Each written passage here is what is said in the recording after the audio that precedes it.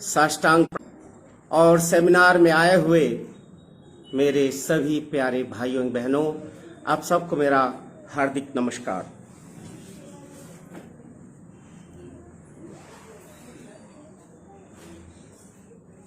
कल तक मन में थोड़ी सी हताशा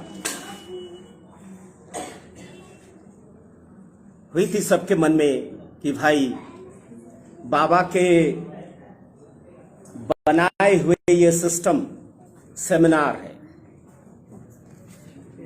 ये यहां पर किसी भी व्यक्ति का ओपिनियन और मत का कोई स्थान नहीं रहता है। एक बार एक व्यक्ति बॉम्बे में रहते हैं, वो आचार्य बन चुके हैं। वो हमें कहते हैं कि दादाजी ये 5 जन ये 5 बजे ही क्यों है, क्यों नहीं यह इसको 7 बजे कर दिया जाए या 6 बजे कर दिया जाए। वो लॉजिक बताते हैं कि देखिए दादा, बॉम्बे में सूर्यास्त जो है वो लगभग 7 बजे होता है, वो सारा चीज लेट में होता है, सोते सोते हमारे 12-1 बज जाते हैं, फिर 5 बजे हम 5 जन कैसे करें। तो इसका जवाब मैं क्या दूं भाई। जब तारक ब्रह्म स्वयं इस सिस्टम को दिए हैं और पांचजन्य का सिस्टम श्री कृष्ण के समय से है, अब ये आप अपने अनुकूल तो चेंज नहीं कर सकते। कुछ लोग कहते हैं कि भाई ये सेमिनार तो आजकल 3 डेज बहुत लंबा हो जाता है, अब 1 दिन का होना चाहिए। कोई बोलते हैं 2 दिन का होना चाहिए। लेकिन जो सचमुच में बाबा के कट्टर भक्त है वो इसमें कभी भी किसी तरह का मैनिपुलेशन करने का कोशिश नहीं करते हैं। वो कहते हैं नहीं, बाबा का जो बनाया सिस्टम है उस सिस्टम में अपने आप को ढालना ही पड़ेगा। आप लोग जानते होंगे जमालपुर में एक विश्वनाथ श्रफ नाम के एक मार्गी हुआ करते थे।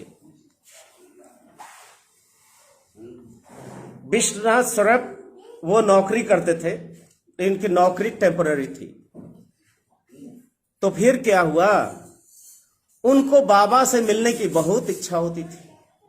वो क्या करते थे, अपना नौकरी छोड़ के चले जाते थे बाबा का दर्शन करने के लिए। एक बार ऐसा हुआ कि 7 दिन के लिए बाबा के दर्शन करने चले गए, वो जमालपुर से हटे ही नहीं। इधर मन में डाउट है कि भाई अब तो ये नौकरी गई, 7 दिन हो गया, अब गई, छोड़ो नौकरी। तो बाबा भी कुछ नहीं बोल रहे। 7 दिन के बाद बोले, अरे विश्वनाथ, तुम्हारा नौकरी तो परमानेंट होने वाला था ना। जी बाबा। तो अब तो तुम्हारा नौकरी गया, तुम 7 दिन से देख लो तुम यहां बैठे हुए हो। अब बाबा आप क्या करें बाबा, छोड़िए ना, आप है ना मेरे जीवन में, नौकरी से क्या करना है ना। विश्वनाथ तुम चले जाओ। अब विश्वनाथ बोल रहे हैं क्या फायदा अब जाने से, ये तो खुद बोल रहे हैं नौकरी चला जाएगा, अब जा क्या कर। नहीं, लेकिन फिर बाबा बोलते जाओ, चले गए। जाके रास्ते में कुछ लोग, उनके कॉलीग्स जो ऑफिस में काम करते हैं, विश्वनाथ बाबू कमाल है विश्वनाथ बाबू, आपका तो प्रमोशन हो गया। वो सोचे बेवकूफ बना रहा है, बेवकूफ बना रहा है ये कि प्रमोशन हो गया। उसके बाद क्या हुआ, घर तो गए, ऑफिस जाने के मन नहीं, लेकिन मन में चलो जाके देखते हैं ऑफिस में क्या हुआ। ऑफिस में सारे लोग, जितने स्टाफ्स है, फूल माला लेके स्वागत करे, आइए विश्वनाथ बाबू आइए आइए, नए पद पे उनकी नियुक्ति हो गई। वो ऑफिस में जाके रोने लगे।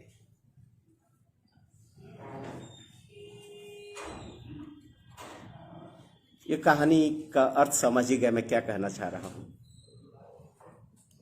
अगर उनके मिशन के लिए, उनके काम के लिए आप निस्वार्थ भाव से अगर लग जाते हैं तो आपके सारे विपदाओं आपदाओं को अपने में ले लेते हैं, सब खत्म कर देते हैं।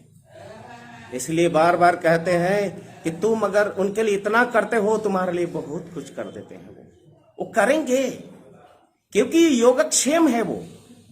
इसलिए बाबा के सिस्टम को मैनिपुलेट करने की कोशिश जो भी करते हैं, वो सचमुच में गुरु के सिस्टम के खिलाफ जाके गुरु द्रोह कर बैठते हैं। ये समझना चाहिए। ये सेमिनार 3 डेज का है। सब लोग बोलते हैं कि काम है, वर्किंग डेज है। अरे छोड़ो ना, साल में 2 ही बार तो सेमिनार होता है। छुट्टियां लेके आ जाओ, देखो बाबा क्या करते हैं। खैर, जो भी हो, सेमिनार का हमारा ये अंतिम सेशन है। हम लोग का सेमिनार में 4 क्लासेस इस बार का सिलेक्शन हुआ था, जिसमें हमारे श्रद्धेय दीदी, ट्रेनर दीदी अवधूतिका आनंद गतिमया दीदी ने 2 क्लासेस दिए हैं।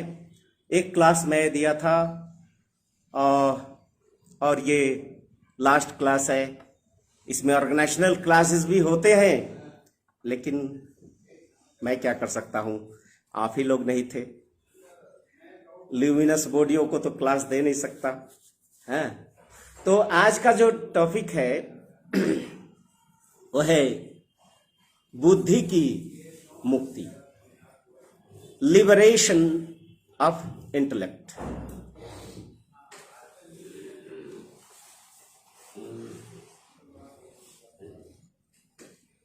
बाबा ये कहते हैं कि स्वतंत्रता, फ्रीडम, लिबरेशन हर कोई चाहता है। एक शेर को अगर आप पिंजरे में बंद कर दो, वो शेर नहीं रह जाता। वो घर में जो डोमेस्टिकेटेड जो बिल्ली है, वो बिल्ली जैसा व्यवहार करना शुरू कर देता है। बड़े से बड़े हाथियों को, जंगली हाथियों को, उसको अगर आप बांध देते हैं सिकल से, श्रृंखल में बांध देते हैं, तो वो भी अब वो जो जब आत्मविश्वास खो बैठता है कि वो हाथी है, इतना बलशाली है। इसलिए बंधन मुक्त, बंधन युक्त कोई भी सत्ता का विकास संपूर्ण रूप से हो नहीं सकता है। अर्थात पूर्ण रूप से बंधन मुक्त होना बहुत जरूरी है।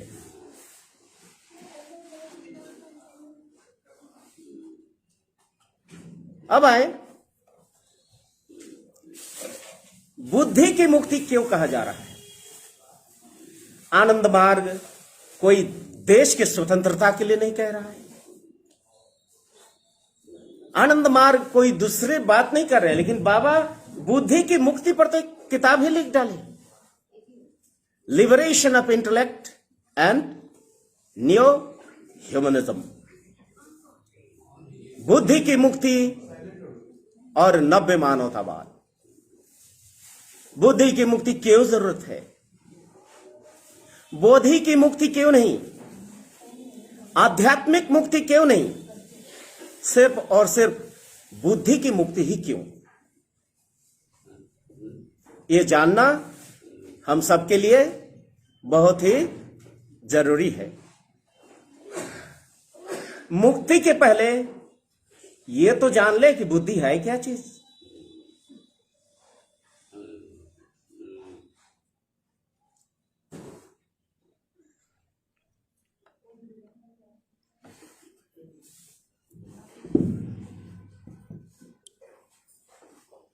बुद्धि की जरूरत क्यों है?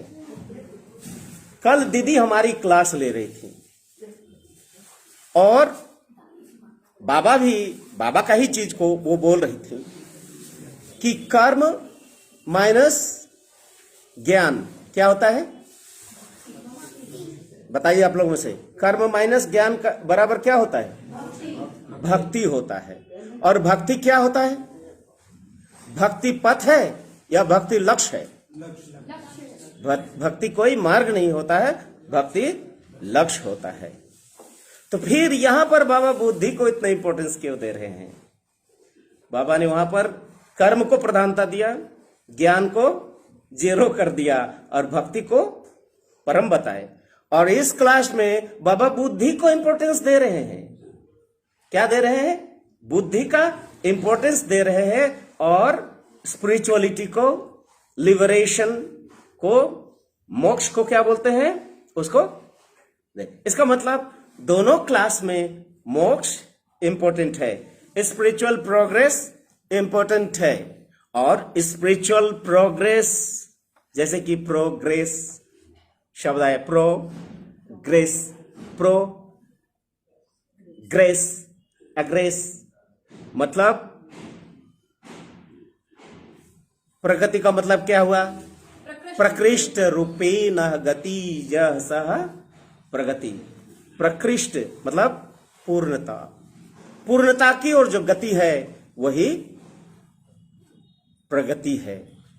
और जहां पूर्णता की ओर गति नहीं है वो क्या है? अधोगति है, वो पतन होता है। अधोगति का मतलब ही होता है बंधन, और प्रगति का मतलब ही है बंधन मुक्त हो जाना। बंधन मुक्त होके संपूर्ण श्रृंखलाओं को, जंजीर जितने भी है, वो लोहे का हो या स्वर्ण का हो, सभी जंजीरों को, कर्म बंधन को, संस्कारों के बंधन को, अष्टपाश के बंधनों को तोड़ के हमें कहां जाना है? परम चैतन्य में प्रतिष्ठित होना है। From the first expression of morality to establish in supreme cognition. नैतिकता के प्रथम अभिस्फुरन से परम चैतन्य में प्रतिष्ठित होना, वही हमारा प्रगति है। सामाजिक प्रगति है, व्यक्तिगत प्रगति है, टोटल प्रोग्रेस है।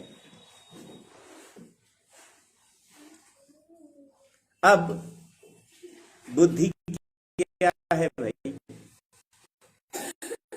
बुद्धि की प्रगति, बुद्धि की मुक्ति क्यों जरूरी है?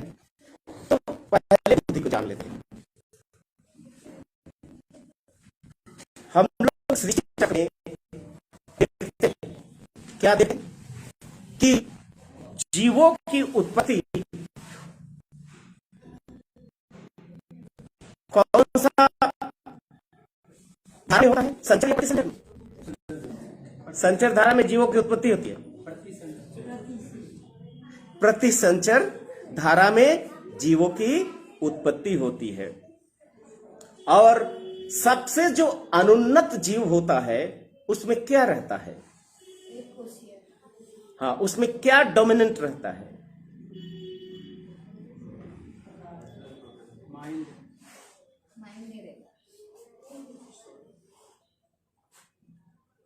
Chitta. Mind is the collection, the combination of chitta, aham and mahat. But the undeveloped unicellular being, they are chitta dominated. Chitta dominated. Chitta dominate means वो लोग इंस्टिंक्ट के द्वारा चलते हैं और माइंड का जस्ट अभिस्फुरन हुआ है, थोड़ा सा पार्शियल अभिस्फुरन हुआ है। ठीक है, इसीलिए बाबा आनंद सूत्र में कहते हैं अनग्रसर जीव देहे। क्या है? अनग्रसर जो जीव होता है वो चित्त प्रधान होता है, जस्ट मन का अभिस्फुरन होता है और उसमें बेसिक इंस्टिंक्ट के द्वारा वो चलते हैं। ठीक है, ये चित्त है। ये इसमें क्या है? अहं और महत दोनों क्या है? डोर्मेंट है। चित्त एक्सप्रेस्ड है, चित्त की अभिव्यक्ति हुई है, लेकिन अहंकार उसमें नहीं है। बुद्धि का विकास उसमें नहीं हुआ है, बोधि का विकास उसमें हुआ नहीं है। ऐसी अवस्था में उसको अनग्रसर जीव कहते हैं। अब बताएं बुद्धि क्या है। यहां पर बाबा बताते हैं चित्ताद, लिख सकते हैं इसको, जितना बार लिखेंगे ये काम आएगा। चित्ताद अहं प्राबल्य बुद्धि, चित्ताद अहं प्राबल्य बुद्धि।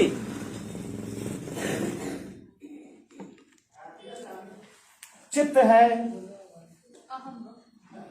चित्त है, चित्ताद अहं प्राबल्य, ये चित्त का जब clash and cohesion, clash and cohesion, internal clash, attraction of great, internal clash, अस्तित्व का clash, internal clash, centrifugal centripetal force का क्लैश। इस क्लैश के कारण क्या होता है, ये चित्त का जो एक पोर्शन है धीरे धीरे इसका एक्सपांशन होता है। एक्सपांशन होता है जब चित्त के परिक्षेत्र को, जो सरकमफ्रेंस है, जो एरिया है, उसको पार कर जाता है। ये जो बढ़ा हुआ जो पोर्शन है, यह है ईगो। क्या है? यही अहंकार है। चित्ताद अहं प्राबल्य बुद्धि, अर्थात ये जो वर्धित एक्सपांडेड जो पोर्शन है, इसी को कहेंगे अहंकार या तो बुद्धि। क्लियर हुई? किनको क्लियर नहीं हुआ ये जरा बताएं, क्योंकि नहीं तो क्लास देने का कोई मतलब। क्लियर हो गया आपको? नहीं हुआ। चित्त समझ में आया? चित्त समझ में आया जी। मान लीजिए चित्त जस्ट एक बिंदु है, एक यूनिसेलुलर बीइंग में है, चित्त है वो। चित्त का काम क्या है? चित्त का काम होता है एक्सटर्नल वर्ल्ड के साथ कनेक्ट रहना। क्या है? बाहरी दुनिया के साथ कनेक्ट रहना। जैसे एक मच्छर है, मच्छर को कैसे पता चलेगा कि मेरा उसका भोजन कहां है? वो चित्त के द्वारा ही समझता है। क्या? चित्त के द्वारा ही समझता है ये मेरा भोजन है। वो नहीं देखता है कि इंसान का शरीर है या जानवर का शरीर क्या है। वो बैठता है सीधा, अपना नुकीला सुई गड़ा देता है और खून चूसने लगता है। जोंक, वो नहीं देखता कि इंसान है क्या है, वो बैठ जाता है और अपना खून चूसना शुरू कर देता है। ये जो चित्त प्रधान है, इसमें किसी तरह का बौद्धिक बुद्धि का कोई खेल नहीं है, क्योंकि उसमें अहंकार नाम का कोई चीज, अहं बोध, मैं हूं या मैं कुछ कर रहा हूं, इसका बोध उसमें नहीं। उसको पता ही नहीं है कि मैं हूं या मैं कुछ कर रहा हूं। मैंपन का भी उसको एहसास नहीं है। इस अवस्था में जो है मन का अवस्था को चित्त कहते हैं। इस अवस्था को मन को चित्त कहते हैं। ठीक है। अब क्या होता है, जीव जगत में सदा सर्वदा अपना अस्तित्व को लेके संघर्ष होते रहता है। एक तो बाहरी जगत का फोर्स काम करता है, उसको बर्बाद करना चाह रहा है। तो मच्छर को देखो, ऐसे मारने जाओ तुरंत उड़ जाता है, उसका इंस्टिंक्ट है, वो तुरंत उड़ जाता है। मक्खियों को मारने जाओ, मक्खी तुरंत भाग जाता है। वो जानता नहीं क्या है, लेकिन उसका इंस्टिंक्ट उसको अस्तित्व के लिए भगा देता है। ये जो क्लैश है, बार बार क्लैश हो रहा है उसके चित्त में, वही चित्त धीरे धीरे क्लैश के कारण, संघर्ष के कारण धीरे धीरे बढ़ने लगता है। क्या होता है? बढ़ने लगता है। ये जो वर्धित जो अवस्था है, जो बढ़ जाता है, तब उसको थोड़ा थोड़ा उसका अस्तित्व को समझ में आने लगता है कि मैं कुछ कर रहा हूं, मेरा कुछ अस्तित्व है। ये जो बढ़ा हुआ जो अवस्था है, इसी को कहते अहं। क्या बोलते हैं? अहंकार। कहते मैं कुछ कर रहा हूं का जो भाव है वो अहंकार है। जैसे देखिए, आप लोग सब जानते हैं आजकल यूट्यूब तो बहुत देखते हैं, ज्योग्राफी चैनल देखते हैं, देखेंगे एक वीरान जगह है जहां पर एक क्या है, बंदर है, बहुत सारा नारियल पड़ा हुआ है। अब बंदर वो नारियल खाएगा, कैसे खाएगा भाई? तो उसको उठाता है नारियल को, क्या करता है वो पत्थरों पे मारता है या पत्थर से उस पे मारता है, फोड़ता है, तब वो ये करता है। ये क्या है? ये वर्धित, इसको बोलते हैं वर्धित ईगो, इसको बोलते हैं चित्त का जो परिधि है समाप्त हो गया और शुरू हो गया अहंग का अवस्था। ये जो अहंग है इसी को बोलते बुद्धि। इसलिए चित्ताद अहंग प्राबल्य बुद्धि, अर्थात चित्त से बढ़कर जब अहंकार बढ़ने लगता है तभी बुद्धि, उसी को अहंग को ही बुद्धि, अर्थात अहंकार जितना बढ़ेगा, जो जितना बुद्धिजीवी होते हैं वो उतना ही बड़ा अहंकारी होते हैं। मैं गलत बोल रहा हूं? ये बाबा का कहा हुआ है। बाबा बोले जो जितना किताब पढ़ता है, जितना ज्ञान होता है, उसमें अहंकार उतना ही बढ़ता है। अगर उनमें आध्यात्मिकता नहीं हो, बोधि ज्ञान का स्पर्श नहीं हो, तो वो व्यक्ति बहुत ही अहंकारी होते हैं। समाज में उसको आप देख सकते हैं। एक छोटे से एग्जांपल देता हूं। मैं विनोबा भावे यूनिवर्सिटी में गया तो सोचा कि मैंने वीसी से मिल लूं, ना चांसलर से मिल लूं, लेकिन चांसलर तो मिले नहीं, वाइस चांसलर मिले। और वाइस चांसलर ऐसे व्यक्ति मिले, बात करेंगे दूर की बात, मैं बगल से गुजर रहा हूं, वो दूसरी तरफ देख के भाग रहा है। 2-3 बार उसके सामने आ रहा हूं, वो भागे जा रहा है, अवॉइड कर रहा है कि कौन आ गया है हमारे ऑफिस में। लेकिन थोड़ी देर में चांसलर आ जाते हैं, गुरप्रीत सिंह। वो आके, अच्छा बाबा जी, सत श्री अकाल जी, आप कहाँ से आए, क्या क्या काम है? तो मैं बोला देखिए आपकी हिंदी फैकल्टी में मेरा एक लेक्चर हुआ है, मैं चाहता हूं कि और भी फैकल्टी में कुछ ये हो। आइए आइए ना स्वामी जी, बैठिए। ये वाइस चांसलर चांसलर में डिफरेंस देखिए, क्या अंतर है? अहंकार से भरा हुआ, वो भूल चुका है कि वो भी एक इंसान है और एक इंसान के साथ किस तरह उसको व्यवहार करना चाहिए। अरे सन्यासी बेस में आए हो, किसी भी बेस में आए हो, आया तो है, हिम्मत करके तो आया है, अर्थात उनका वो अकल भी खा गया, उसका अहंकार, ठीक है। लेकिन वो जो व्यक्ति आए, आध्यात्मिकता के स्पर्श है, एक सन्यासी को देख के सत श्री अकाल जी बोला, अच्छा वो आके हमको बैठाए, फिर वहां से ऑर्डर देते हैं 2-3 फैकल्टी को, अरे बाबा जी आए हैं, बाबा जी का भाई समय का यूज किया जाए, समझ रहे? तो जितना ज्यादा किताबी ज्ञान रखने वाले होते हैं, बाबा उसी को बोलते हैं अहंकारी। इसलिए बाबा बार बार बोलते हैं, educated is he who has learn much, remembered much and made use of them in their practical life, their virtue I shall call by the name of education। अर्थात शिक्षा वो चीज है, आपने कितना पढ़ा, कितना डिग्री लिया, वो इंपॉर्टेंट नहीं है। जितना सीखा, जितना याद किया, उसका कितना % अपने जीवन में अप्लाई किए, वो अप्लाइड जो आपका नॉलेज है वही आपका वास्तविक ज्ञान है। नहीं तो बाकी जितना है, these are nothing but dust of dustbin। बाबा बोले कूड़ादानी का कूड़ा है। क्या है? कूड़ादानी का कूड़ा, जो एक बद्ध जलाशय अर्थात एक वाटर रिजर्वियर फ्लो नहीं है पानी का। कल में यही एग्जांपल दिया था कि वहां पर क्या होता है, मच्छर जन्म लेते हैं, कीड़े मकोड़े जन्म लेते हैं, जो समाज को बीमार करता है। बाबा बोलते हैं ऐसे जलाशयों को मिट्टी से भर देना चाहिए।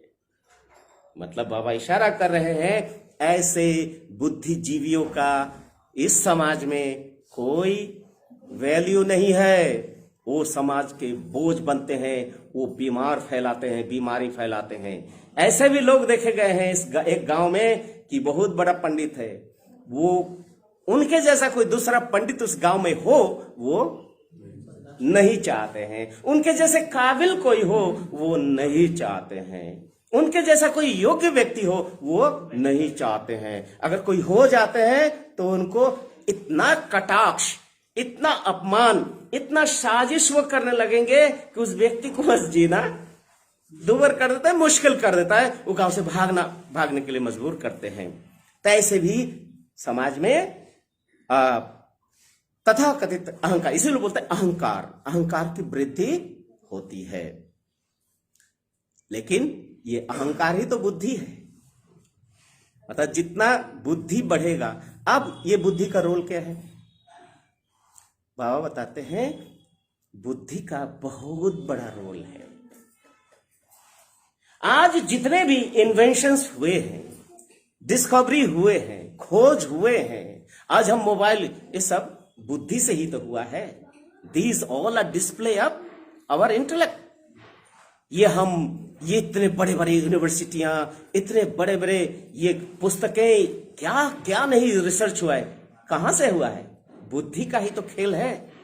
हाँ, कोई उस बुद्धि का सदव्यवहार करता है और कोई उस बुद्धि का दुर्व्यवहार करते हैं। आइंस्टाइन साहब ने तो भाई बना दिया is to MC square theory बना दिया। उसे एटॉमिक थ्योरी बन गया, क्या क्या बड़ा बड़ा बम बन गया है, एटम बम बन गए। ठीक है, अब उस एटम बम को यूज किसने किया सबसे पहले? कौन थे इस समय प्रेसिडेंट? अरे मदद तो कीजिए, मुझे उतना। यूएस तो समझ गया, कौन थे उस समय प्रेसिडेंट?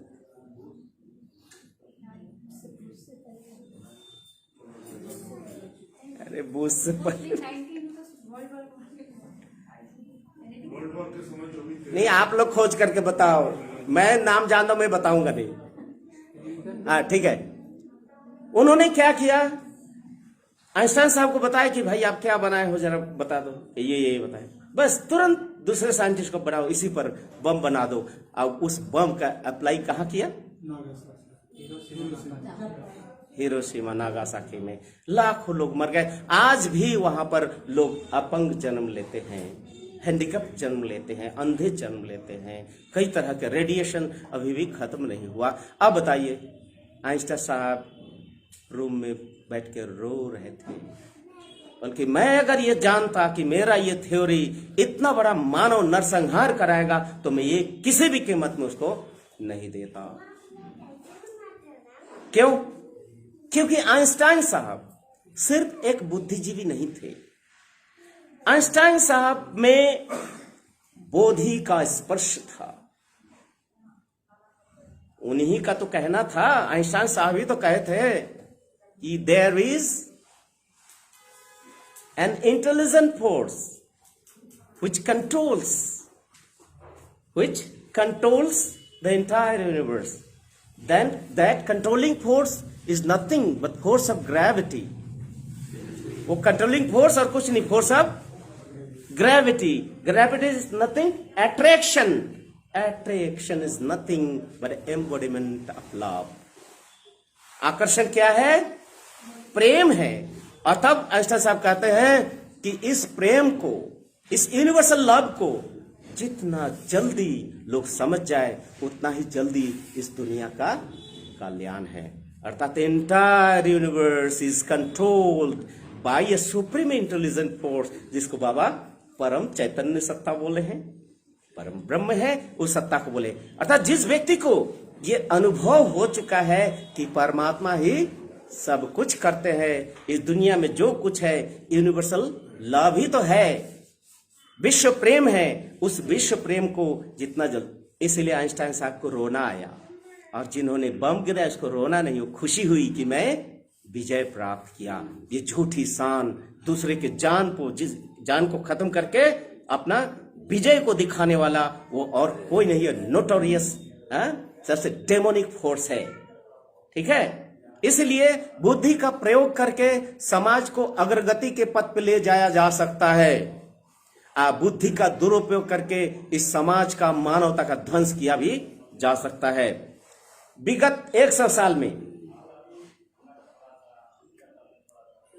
इस धरती का 50% रेन फॉरेस्ट जो है वो खत्म हो चुका है। कौन किया है? मनुष्य का सद्बुद्धि या दुर्बुद्धि?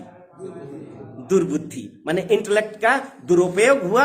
आज माने इस धरती का 50% फॉरेस्ट एनिमल्स खत्म हो गए, सिर्फ और सिर्फ मनुष्य के लालसा वासना के कारण 50%। और अगर और 100 साल ऐसा ही चलता रहा तो इस धरती पे रहेगा कौन?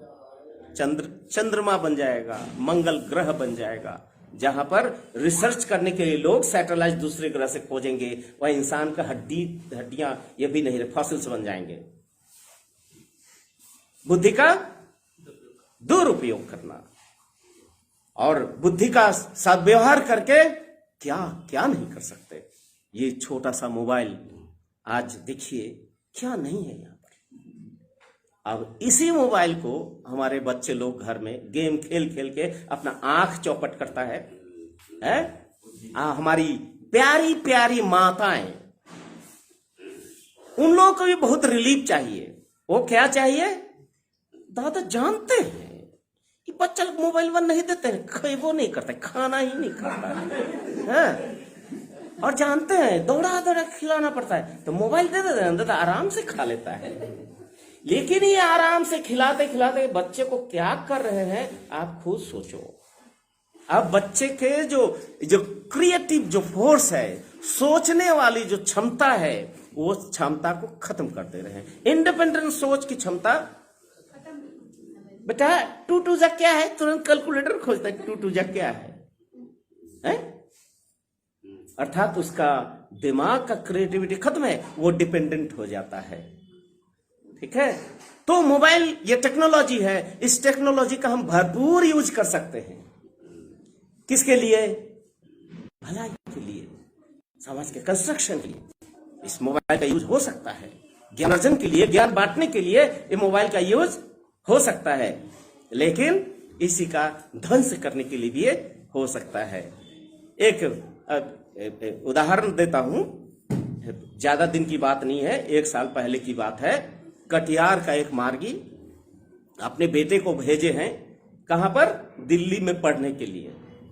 एकलौता बेटा है, बहुत पैसा कमाते हैं उनके फादर। एक मोबाइल दे दिया, एक लैपटॉप दे दिया, एक छोटा सा कमरा अच्छा रख दिया, मेरा बेटा यहां पढ़ेगा।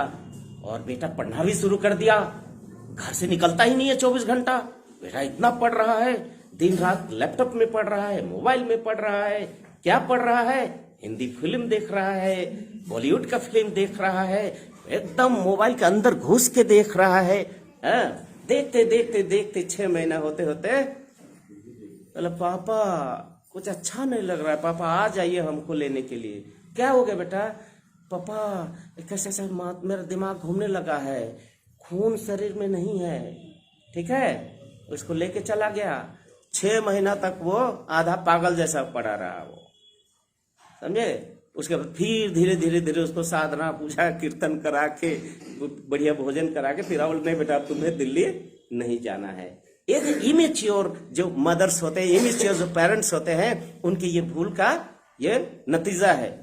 इसीलिए बच्चे को खुशी के लिए, एंटरटेनमेंट के लिए मोबाइल मत दीजिए।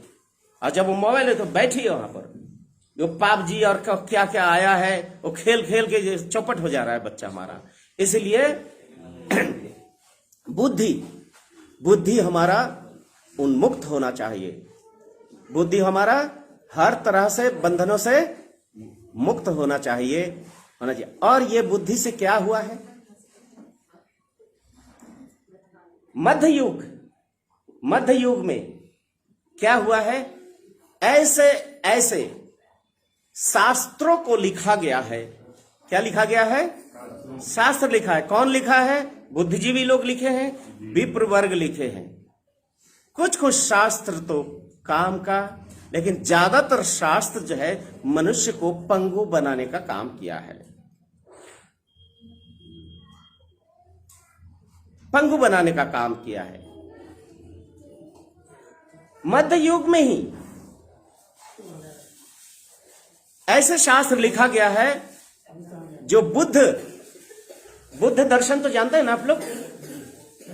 भगवान बुद्ध का दर्शन कौन कौन जानते हैं हमारे मार्गियों में? भगवान बुद्ध का दर्शन, भगवान बुद्ध का दर्शन आनंद मार्ग से कितना मिलता जुलता है? बोले।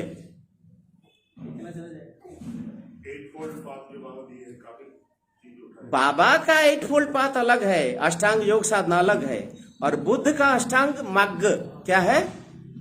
अष्टांग मार्ग, वो भी आदर्श का ही पथ है।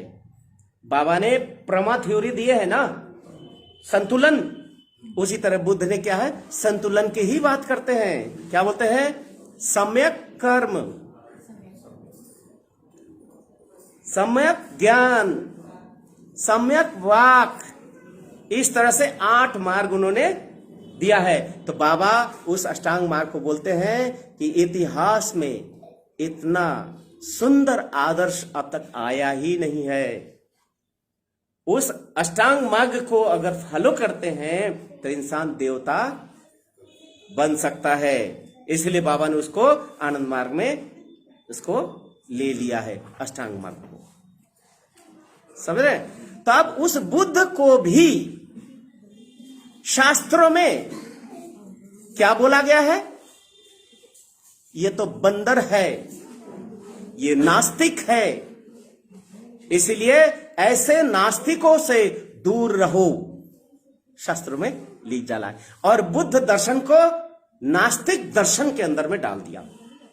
और आज जितने भी आस्तिक है, ईश्वर को मानने वाले हैं, सब लोग सोचता है कि बुद्ध सचमुच में नास्तिक दर्शन है। लेकिन बाबा का एनालिसिस जो कहता है कि आस्तिक है कि नास्तिक है, इस पर हमारी बहस नहीं है।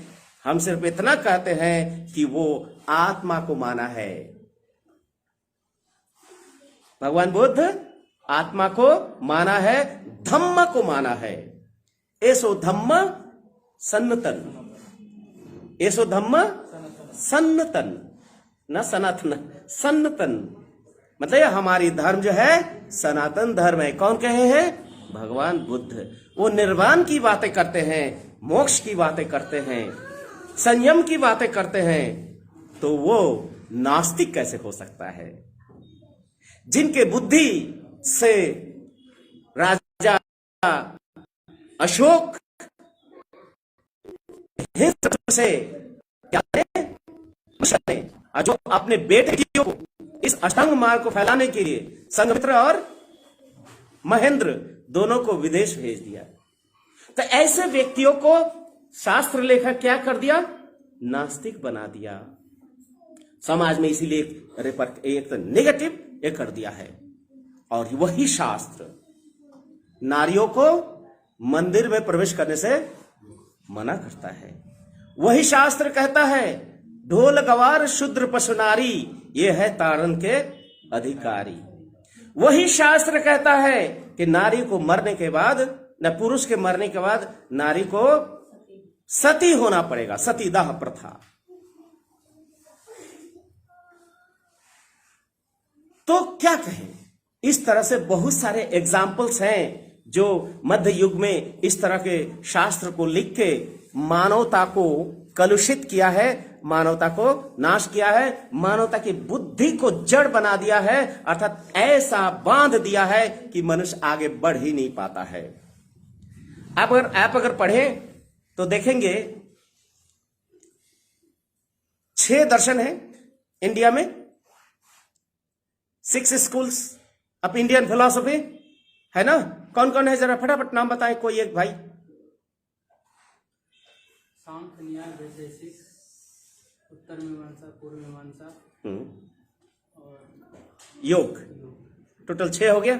ठीक है, ये 6 दर्शन में एक है उत्तर मीमांसा। उसको अगर पढ़ेंगे तो दिमाग आपका सन्न रह जाएगा। क्या सन्न रह जाएगा? किस तरह से मनुष्य को स्वर्ग नरक के ये जो माया जाल है, कर्म बंधन के, कर्म करना है तो कैसा कर्म करना है? तो वेद विहित कर्म करना है। धर्म करना है तो क्या? वेद विहित माने वेदों में जो लिखा हुआ है वही करना है आपको, उससे बाहर आपको कुछ नहीं सोचना है। तो वेद विहित कर्म क्या है? यज्ञ करना। वेद विहित कर्म क्या है? ब्राह्मणों को दान देना। वेद विहित कर्म क्या है? वहां पर साधना पूजा तप को बहुत इंपॉर्टेंस नहीं दिया गया है। मनुष्य को यज्ञ आदि यही करके फंसाया गया है। बचपन से लेकर मृत्यु तक जितने भी इंसान का प्रोग्राम्स होते हैं, सामाजिक हो या व्यक्तिगत हो, सब में वहां पर विप्र वर्ग अपना झंडा काट दिया। माने कुछ भी तुम्हें करना है तो मेरे बगैर नहीं कर सकते हो। जो करना है मुझसे पूछ के करो। यात्रा करोगे तो पंजी देखो, किधर जाना है, उत्तर जाना है कि पश्चिम जाना है। उपवास करोगे, बुधवारी उपवास, उस दिन क्या क्या खाओगे। शनिवारी शनिचरी उपवास, उसमें क्या खाओगे। खिचड़ी में क्या पड़ेगा। अतवारी उपवास होगा, माने संडे वाला, उसमें क्या क्या खाना है। ये सारे प्रोग्राम करके मनुष्य के बुद्धि को एकदम, इसको बाबा बोले हैं कूप मंडुक। क्या बोलते हैं? कूप मंडुक, अर्थात जैसे एक कुएं का जो बेंग है ना, मेढक जैसा बना दिया इंसान कुछ। उसका और एक ज्वलंत उदाहरण है, बुद्धि की मुक्ति क्यों चाहिए मैं बता रहा हूं, आप लोग जानते होंगे और सुने भी होंगे। आर्यभट्ट का नाम सुने हैं? वो कहां के थे? हैं? ये जो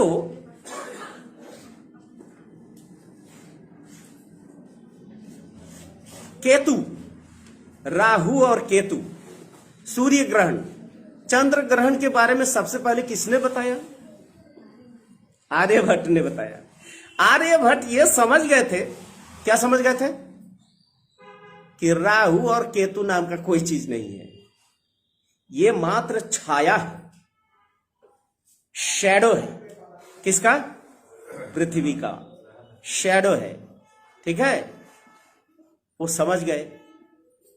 सारे दुनिया में ये तथ्य को उजागर करके एक वैचारिक विप्लव उन्होंने शुरू कर दिया। लेकिन वही व्यक्ति फिर कोणार्क के पास समुद्र में जाते हैं और सूर्य ग्रहण के दिन में जाके माने छाती भर पानी में, हे राहु केतु सूर्य भगवान को छोड़ दो। मतलब क्या हुआ? सारे दुनिया को आपने प्रमाण कर दिया कि राहु केतु नाम का कोई चीज नहीं है, और फिर आप राहु केतु से प्रार्थना करते सूर्य भगवान को छोड़ दो। इसी को बोलते हैं कुसंस्कार। क्या बोलते हैं? कुसंस्कार। इसी को बोलते हैं डॉगमा, इसी को बोलते हैं अंधविश्वास। ये अंधविश्वास, कुसंस्कार इतना भयंकर है, जगद्दल पत्थर की तरह, ऑक्टोपस की तरह मनुष्य के बुद्धि को ऐसे ग्रास कर दिया है। कितनों समझाओ आप समाज में जाके, लोग आपका प्रशंसा करेंगे, लेकिन वही जाएंगे वही जहां पर वो पहले से जाते थे। क्या मतलब है? बुद्धि जकड़ गया है, बुद्धि को जकड़ लिया है।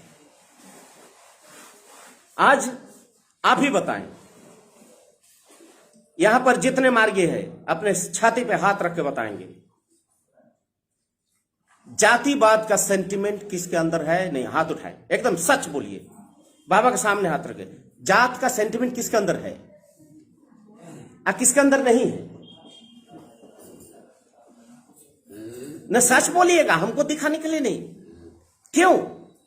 क्योंकि सेंटिमेंट एक भयंकर चीज है जो बुद्धि को अग्रगति आगे बढ़ने नहीं देता है। इसलिए बाबा बोलते हैं सेंटिमेंट। किस तरह का सेंटिमेंट? एक कागज में देता हूं जिसका नाम नहीं लिखा है, क्या है ये देखिए, बहुत जल्दी क्लास हम ये करेंगे, सिंथेसाइज करेंगे। ओके, अब देखिए सेंटिमेंट कितना भयंकर है। सेंटिमेंट क्या चीज है दीदी? सेंटिमेंट क्या चीज है?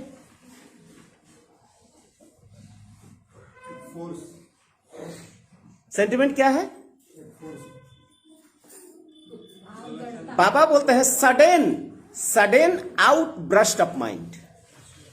क्या बोलते हैं? Sudden out burst of mind. Sudden outburst माने अचानक मन में कुछ भाव जगी, वहां पर कोई लॉजिक नहीं, कोई युक्ति नहीं, कोई बुद्धि का खेल नहीं। हैं? तो मेरे भाई को ऐसा किया, बस अब वो कुछ नहीं देखा उसका भाई गुनाह किया कि नहीं, तू मेरे भाई को ऐसा कर दिया, तुमको मैं मार दूंगा। सेंटिमेंट, ठीक है? तो ये सेंटिमेंट कितना घातक होता है। बाबा बोलते हैं सेंटिमेंट्स से जब तक मनुष्य मुक्त नहीं होगा तब तक उसमें आध्यात्मिक प्रगति नहीं हो सकता है। कितने तरह के सेंटिमेंट अब तक बाबा बताए हैं? जनरली बेसिक कौन कौन सेंटिमेंट है? पहला जियो सेंटिमेंट, उसके बाद सोशियो सेंटिमेंट, उसके बाद ह्यूमन सेंटिमेंट, जियो सेंटिमेंट। जियो सेंटिमेंट पर आधारित कई तरह के सेंटिमेंट हुआ है। जियो इकोनॉमिक, जियो पैट्रियोटिज्म, जियो पैट्रियोटिज्म, ये सब आप लोग को मालूम है कि नहीं? जियो माने भौगोलिक देश प्रेम, सारे जहां से अच्छा हिंदुस्तान हमारा, माने सारे जहां से हिंदुस्तान हमारा है। और ये सब सारे जहां से हिंदुस्तान हमारा है तो अमेरिका क्यों भाग रहे हो? स्विट्जरलैंड में घर बनाना क्यों चाहते हो?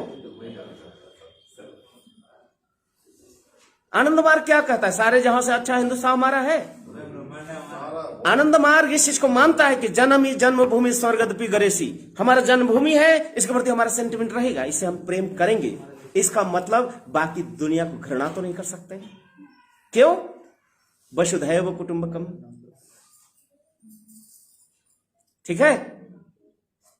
हम तो जानते हैं कि सारी दुनिया उस परम प्रभु की श्रीनंतु विश्व अमृतस्य पुत्रम, ये श्रीनंतु इस सृष्ट जगत में परमात्मा ने सब कुछ बनाया, उन्हीं का सुंदर है। वो रशिया हो या आर्कटिक ग्लेशियर हो या स्विट्जरलैंड हो, ऑस्ट्रेलिया हो, जापान हो, मंगोलिया हो, मकाओ हो, न्यूजीलैंड हो, फ्रांस हो, फिलीपींस हो, सब तो उन्हीं का ही है।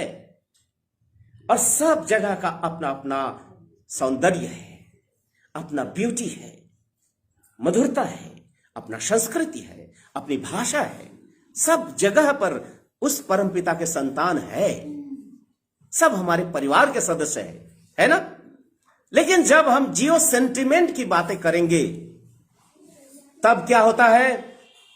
जियो सेंटिमेंट के आघोष में आकर इंसान दूसरे को मरने के लिए मजबूर करता है, जिस दूसरे के अर्थनैतिक शोषण करते हैं, दूसरे के सर्वात्मक उन्नति के पद पे बाधक बन जाता है।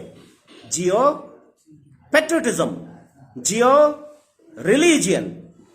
भारतवर्ष में परमात्मा बार बार आते हैं, इसलिए यह देश पवित्र है। मैं कहता हूं सबसे अपवित्र है, इसीलिए परमात्मा यहां आते हैं। पवित्र वहां आने की जरूरत क्या है? वो तो अपवित्र को पवित्र बनाने के लिए आते हैं, यही ना? इसका मतलब यह धरती अपवित्र रहा, इसलिए बार बार ऋषि मुनियों को आना पड़ा, यहां बड़े बड़े समाज सुधारक को आना पड़ रहा है, तारक ब्रह्म को 3-3 बार आना पड़ा यहां। अभी भी तमसा में डूबा हुआ, कहीं खैनी ठोक रहा है, कहीं चिलम कर रहा है, डूबा हुआ है तमसा में। हो रहे कितने आ रहे हैं, वो अपने ढंग से कर रहे हैं। जब इतना जड़ हो चुका है कि भोजन शैली पूर्ण दर्शन से प्रभावित होके आज का मनुष्य पशु से भी बदतर बन चुका है। क्या बन गया है? पशु से भी बदतर बन चुका है, माने पशु स्तर से भी पशुएतर जीवन हो गया है। किसके कारण? कई चीज, सबसे पहला सेंटिमेंट, दूसरा क्या है डॉगमा, अंधविश्वास, कुसंस्कार, ब्लाइंड फेथ, सुपरस्टिशन के कारण यह मनुष्य का बुद्धि जड़वत हो चुका है, पत्थर जैसा बन गया है। अर्थात आज हमारे बहनों को, हमारे घर के माताओं को नारी अधिकार के लिए लड़ना पड़ेगा। आज भी जहां पर आप अपने आप को उन्नत समाज मानते हो, सभ्य व्यक्ति मानते हो, मॉडर्न युग के व्यक्ति मानते हो, ऐसे व्यक्ति ऐसे जगह पे एक नारी को दहेज के लिए अपने घर द्वार, पिता का पैतृक संपत्ति बेचना पड़ रहा है। दहेज के अभाव के कारण उस नारी को आत्महत्या करना पड़ रहा है। कैसी प्रगति है, कैसी ये विधान है, कैसा प्रगति, कैसा बुद्धि, ये गलत है। और ये समाज में एक वर्ग ऐसा है जो कभी नहीं चाहता है कि समाज का प्रगति हो। समाज में एक वर्ग है जो कभी नहीं चाहता है कि समाज में जातिवाद खत्म हो। समाज में एक ऐसा वर्ग है, वो नहीं चाहता है कि समाज शोषण मुक्त हो। वो नहीं चाहता है कि मनुष्य का सर्वांगीण विकास हो। वो नहीं चाहता है कि मनुष्य का बौद्धिक विकास हो, मनुष्य का आध्यात्मिक विकास हो। मनुष्य को चाहता है कि वो, अरे हाल ही में तो 2014 में 15 या 16 में भारत के आज के वर्तमान पार्टी जो है, इसी का एक मिनिस्टर, वो भी फाइनेंस मिनिस्टर, वित्त मंत्री, क्या कहते हैं, अगर भाई राजा के पास धन ही नहीं रहेगा तो गरीबों को देगा क्या? इसका मतलब तुम जिंदगी भर राजा रहोगे और समाज को गरीब बनाकर उसको भीख बांटते रहोगे, राशन का चावल देते रहोगे। यह भी एक तरह का क्या है? शोषण है, बौद्धिक शोषण है। इस शोषण से मुक्ति दिलाना है। और जियो सेंटिमेंट,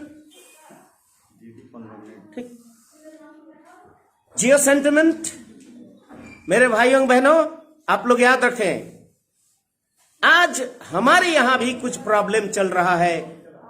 एक या कुछ अशुभ शक्ति बाबा के इस यूनिवर्सल संगठन में भी सेंटिमेंट को घुसेड़ के हमारे में भी दरार पैदा किया है।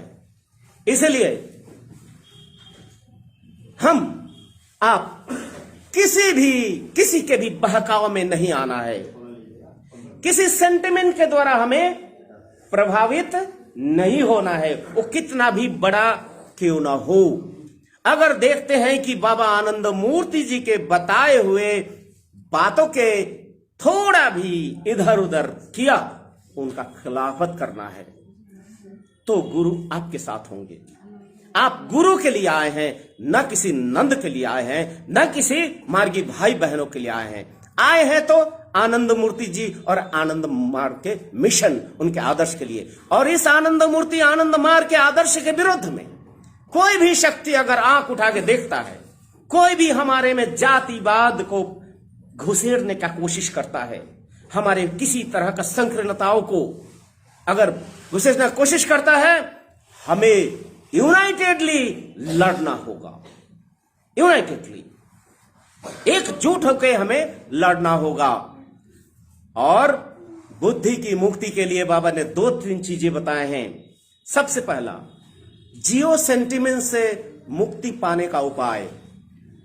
जियो सेंटिमेंट से मुक्ति पाने का उपाय है रेशनलिस्टिक माइंड, अर्थात युक्तिवादी मानसिकता। युक्तिवादी मानसिकता अर्थात हर चीज में हम लॉजिक के द्वारा, विवेक के द्वारा समझेंगे कि जो बातें हो रही है सच हो रही है या मैनिपुलेशन हो रही है। इसको हमें समझना होगा। तो जियो सेंटिमेंट जैसे जियो पैट्रियटिज्म, जियो रिलीजियन, जियो इकोनॉमी, ये जो भी है, इससे हमको बचने के लिए क्या करना है? युक्तिवादी मानसिकता, रेशनल स्टडी। सब मेरे भाइयों बहनों को बहुत सारा किताब पढ़ना होगा बाबा का। अगर पढ़ने नहीं आता सुनते रहो, स्वाध्याय करते रहो। हम तो देखते हैं ज्यादातर स्वाध्याय के समय सब चीज में हो जाता, स्वाध्याय के समय दिमाग उड़ गया कहीं और। अरे बाबा के एक एक शब्द वो मंत्र है, उस मंत्र को सुनोगे तो तुम्हारा बौद्धिक विकास होगा, तुम्हारा आत्मिक विकास होगा, सर्वांगीण विकास होगा, बंधनों से मुक्त होगे।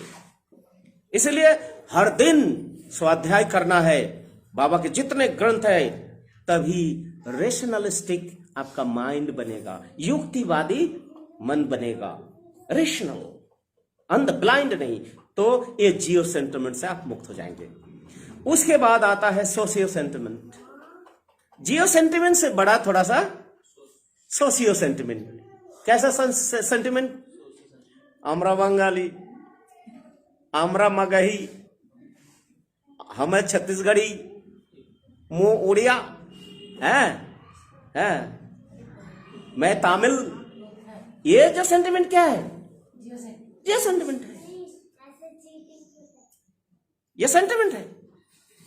और जहां दो बंगाली मिल गए बांग्ला में, जो छत्तीसगढ़ी में छत्तीसगढ़ी में, दो तमिल बोलना शुरू कर दिया। बोलिए, अपना भाषा को बोलिए, लेकिन आप ये मत समझ जाइए कि ये जो तमिल है वही आपके भाई हैं। आप ये ना समझिए ये दो उड़िया है वही आपके भाई है, ये दो बंगाली है यही आपके भाई है। आपका शिक्षा ऐसा नहीं है। ये तो थोड़ा सा बड़ा हो गया ना, देश से बड़ा समाज है। आप जानते हैं, एक घटना आप लोगों को सुनाते हैं। एक बार अफ्रीका के नायरोबी में ऐसे ही मैं घूमते घूमते, आश्रम में अच्छा नहीं लग रहा था, तो डायमंड प्लाजा वो एक जगह है, वहां पर मैं घूम रहा था। तो मैं देखा एक हमारे भारत के से ही गए हुए एक व्यक्ति धोती कुर्ता पहने हुए, पीछे लंबा सा है टीक रखे हुए हैं, एकदम तिलक चंदन बैठे, एकदम समोसा और क्या क्या चीज का दुकान बना के बैठा है। हमको भूख भी लगी थी। मैं सिर्फ उनसे पूछने गया था कि भाई आप कहां से हैं, तो उसका टोन से लगा भोजपुर का है।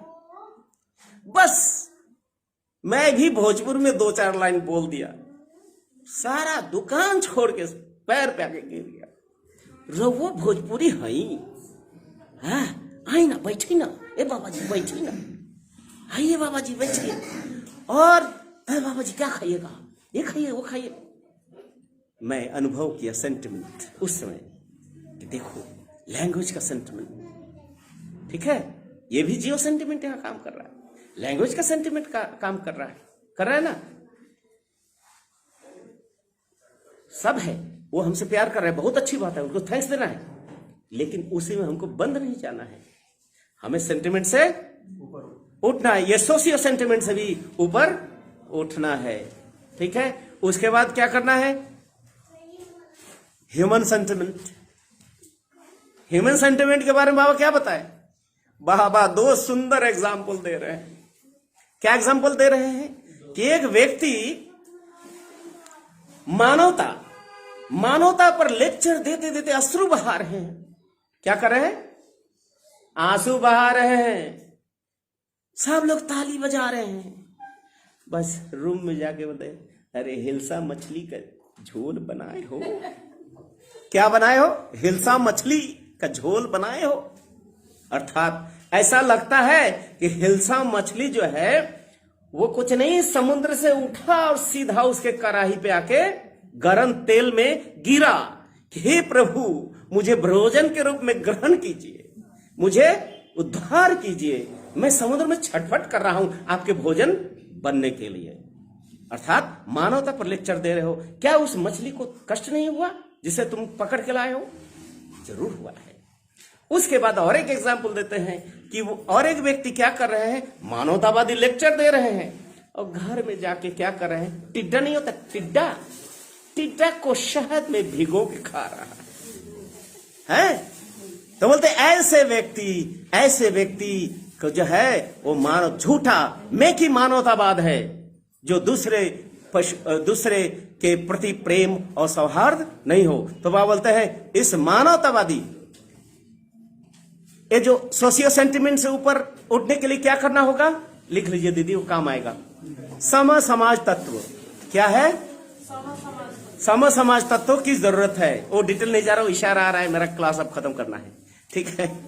उसके बाद क्या है? उसके बाद है ह्यूमन सेंटिमेंट। इस ह्यूमन सेंटिमेंट मानवतावादी सेंटिमेंट को कौन खत्म करेगा? नव्य मानवतावाद सेंटिमेंट, यूनिवर्सलिज्म। क्या है? हरि पिता माता गौरी स्वदेश त्रिभुवनम, परम पुरुष is my father, param prakriti is my mother, all the places of the universe are the shelter of ours. ये हमारे बच्चों को स्कूलों में सिखाया जाता है। हरि पिता माता गौरी स्वदेश त्रिभुवनम, शरणंतु विश्व अमृतस्य पुत्रम। हम लोग सृष्टि में अमृत के संतान हैं। सब लोग, ये संपत्ति हो या कुछ भी हो, मिलजुल के रहेंगे, मिलजुल के बांटेंगे और आगे बढ़ते रहेंगे। यही है न्यू ह्यूमनिज्म, अर्थात बुद्धि के मुक्ति के लिए जो चाहिए हम लोग को, वो सारे तरह जितने तरह के सेंटिमेंट्स है, भाव जड़ता है, अंधविश्वास है, कुसंस्कार के जो जाल है, जंजीर है, इसको तोड़ना होगा और सिर्फ और सिर्फ यूनिवर्सलिज्म, गॉड सेंटर्ड फिलॉसफी के माध्यम से ही हम इस समाज को नया पथ प्रदर्शन कर सकते हैं।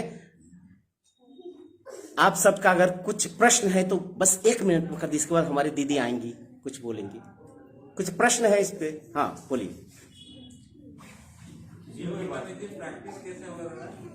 जियो जियो ह्यूमनिज्म का प्रैक्टिस नहीं, सम समाज तत्व से मानविक सेंटिमेंट से, सोशियो सेंटिमेंट से ऊपर उठेंगे आप, और मानव सेंटिमेंट से न्यू ह्यूमनिज्म।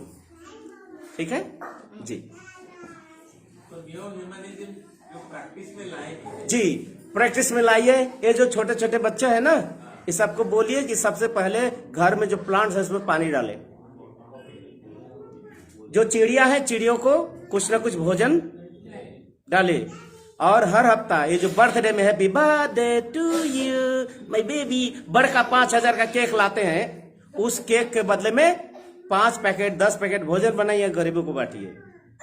जो बच्चे को हैप्पी बर्थडे टू यू नया नया कपड़ा दे रहे हैं, जरूरत नहीं है फिर भी दे रहे हैं, हाँ, तो उस कपड़े को कोई गरीब बच्चे को दीजिए। ये न्यू ह्यूमनिज्म होगा, तो समझ में आएगा कि वो मेरे हैं, मेरे परिवार के सदस्य हैं। धन्यवाद, नमस्कार।